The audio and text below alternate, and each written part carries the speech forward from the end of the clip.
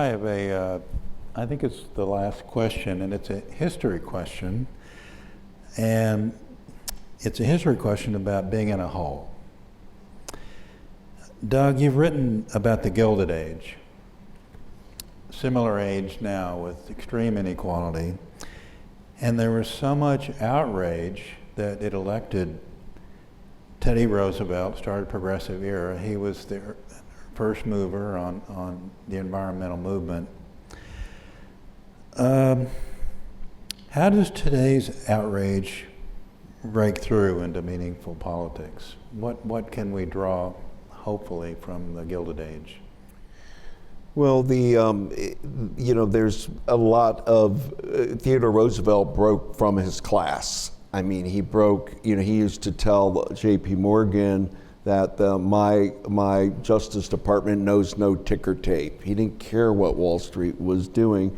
It was from 1901 to 1909, he started kind of a turnaround on saying the biggest thing to be isn't the most wealthy, but to be a great citizen. And that included being in the Army, or it included being a scientist, it included being somebody who did good locally, but he loved the federal government more than states, and he thought he would go negotiate, like coal crisis.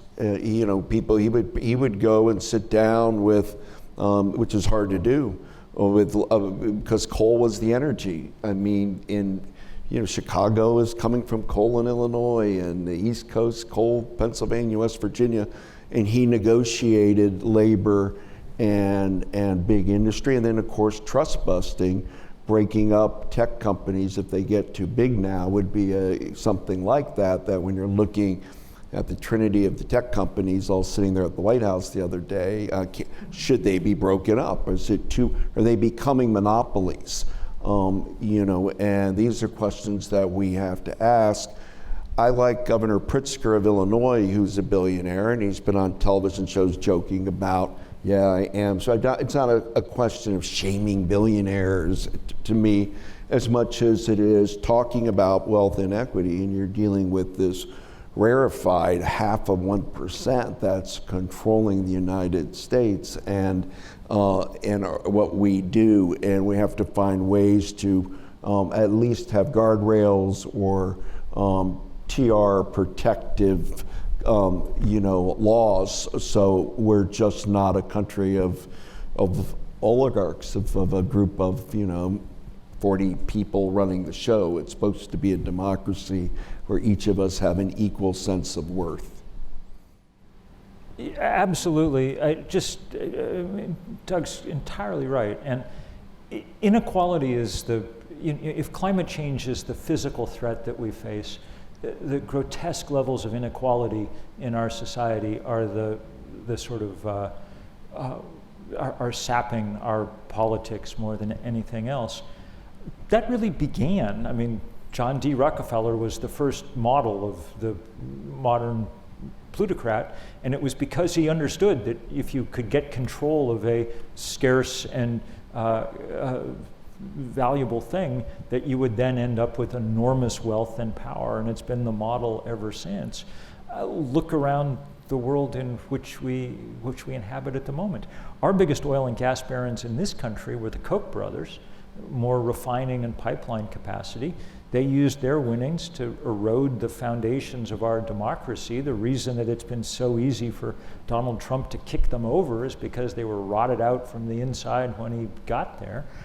The biggest oil and gas barons in Europe is Vladimir Putin, who's currently shooting drones at Poland, something that should give anyone with any memory of 20th century history a chill down the spine.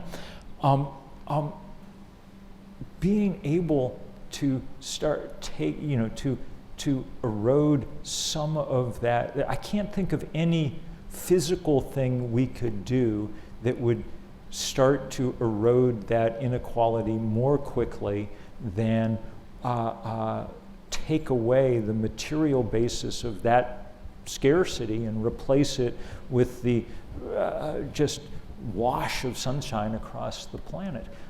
That's a place to start, not a place to end. We've got lots of work to do, ahead of us, but that's one very set of concrete steps that we have to take because, as I said before, we're going to burn down the earth if we don't. But that if we take them, we can do it in ways that produce lots of other benefits too. And that may be the biggest. It's, the experiment that we've run, at least since Ronald Reagan, with allowing inequality to get wider with each passing year, has now reached the logical conclusion. There are 3 men in this country with more wealth than the bottom 50% of Americans combined. That can't work, and it isn't working, and we're watching it around us.